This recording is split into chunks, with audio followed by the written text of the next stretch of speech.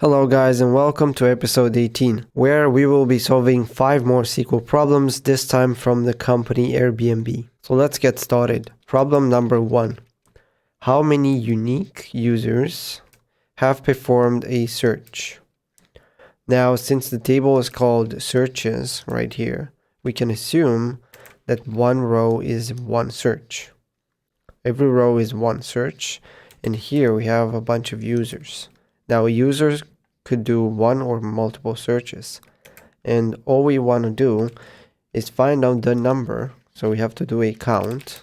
We're just going to say select count of unique users. So user ID, but we want unique, so we have to use distinct. Now we have to say from here, not where. We're going to select our table, and that should be the final result. Check solution 66. Let's just rename this to the number of users. And there we go, number of users 66. Another way of solving this, but it's kind of pointless in my opinion. We have here this one, number of searches. This is clearly per user. We could also we could filter here where number of searches equals, well, more than 0. And it's obviously the same because there are actually no searches with 0. There are 0, so it's pointless. I would keep it like this. Problem number 2. Let's see. Find the average. We have to aggregate here. Average number of searches made by each user. Again, aggregation, each user. And present the result with their corresponding user ID right here. We have to output the average number and the user ID. We have to output 2 columns, and we have to do a group by for each user. So let's see. Let's copy the table name. We're going to say select from average number. Let's write average number of searches by each user. Number of searches we have right here. Number of searches. We're going to copy this one. We're going to say average number of searches. And since we want to show the user ID as well, now we just want to group by user ID. And that should be, let's rename this one average searches. And that will be the final answer right there. Quick recap, what we're doing here, we're finding the average number of searches for every user ID that we have. And we are aggregating using the group by here and the average. Problem number 3, let's see. Find all neighborhoods that have properties. Properties could be a filter. Actually, neighborhood could be a filter. Having properties could be a filter. Parking space, clearly a filter. Don't charge for cleaning fees, clearly a filter. Now here could be 1, 2, 3, 4. Find all. So clearly we have to say all rows. Give me all the rows where a bunch of filters are true. So let's write our basic here. Select from.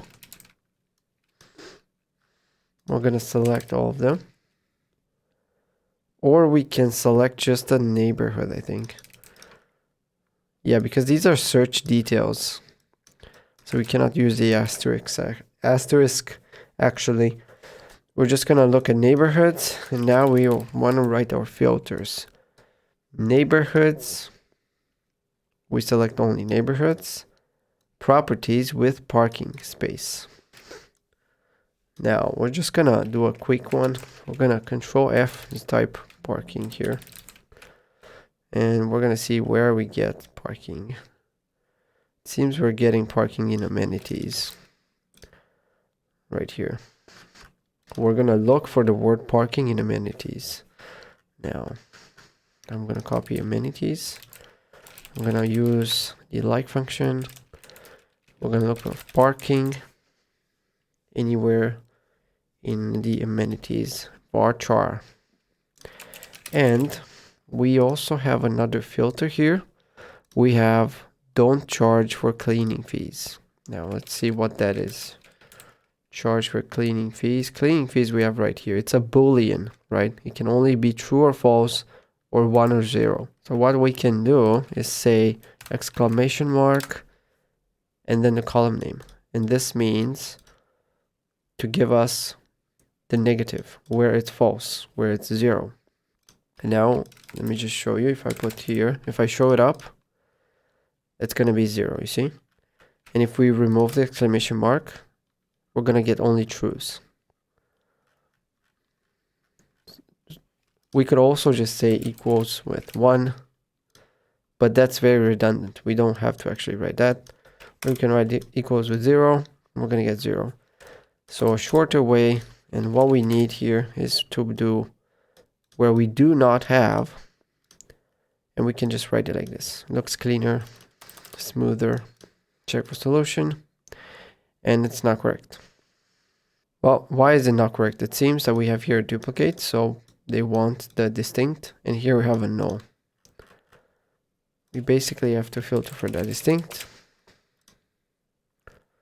and that's going to remove, that's actually not going to remove the null. I wonder what happens if we filter for null as well. And neighborhood is not null. It's actually not going to work. They want the null as well. All right, keep it. They just want a distinct neighborhoods. It says all neighborhoods. It's not really clear if they want all different ones or all of them, but let's just go with what they want, distinct ones. So quick recap. We want to show all different neighborhoods where we have the word parking in the amenities section, and the cleaning fee right here is false or equal to 0. This is the same thing. Problem number 4. Let's see. Find the average number of beds each neighborhood. At least 3 beds in total. 3 beds in total, right? Total. That sounds like a sum here. And here, average bed. So here we have average, and here we have a sum. The average is kind of weird. Find the average number of beds per neighborhood. And then the total beds in that neighborhood must be at least 3. I guess that's what they want. Now we have to output the results along with neighborhood name. Then we have to sort results here. Number of average beds descending. Okay. So sort the average column in descending order. All right, this one seems a bit confusing, but also more interesting, right? Select from. We need an average here. Average beds. Now we have here the last column is beds, and it's an integer. So simply the number of beds in that room. One number of beds, average beds. And then what else do we need to output? Neighborhood. Let's copy paste neighborhood here, but we're gonna put neighborhood first, and then the number.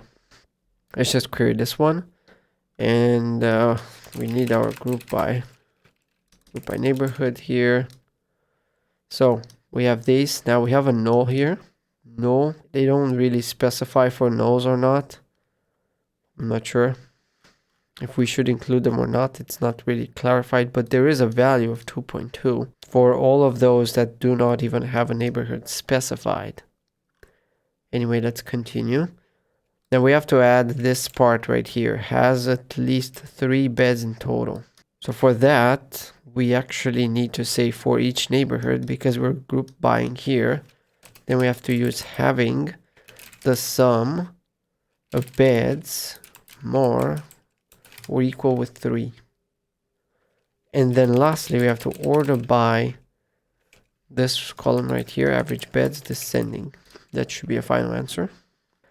And everything seems to be fine. And actually our null, it's still here. We still have the null right here. So quick recap. For every neighborhood, we are looking to calculate the average number of beds, but only for those neighborhoods that have a total of beds of at least 3. And lastly, we want to order by average descending. So from the highest to the smallest. We can see here 6, 5, 5, 5, 5, 4, 4, 4, and so on. Problem number 5 and the last one for today, find all neighborhoods present in the dataset. Well, not much to select here. We still don't really know if it's distinct or not. We're just gonna see. Find all neighborhoods. So let's find a column right here, neighborhood. Select this one. Actually, yeah, let's just do that from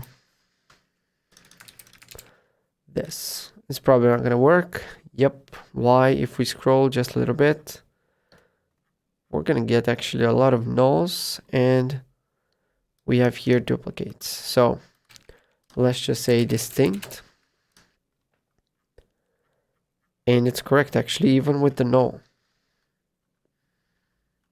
You see we have a null here. Normally you don't really want that. So the really correct solution would be where is not null. Neighborhood is not null, but this is going to be the wrong solution. They actually want the nulls as well, which makes no sense. So that was it for today, guys. Thank you for watching, and if you enjoy these kinds of problems, I highly encourage you to join the StrataScratch community. Consider using the affiliate link in the description. Thank you for watching, and I'll see you in the next one.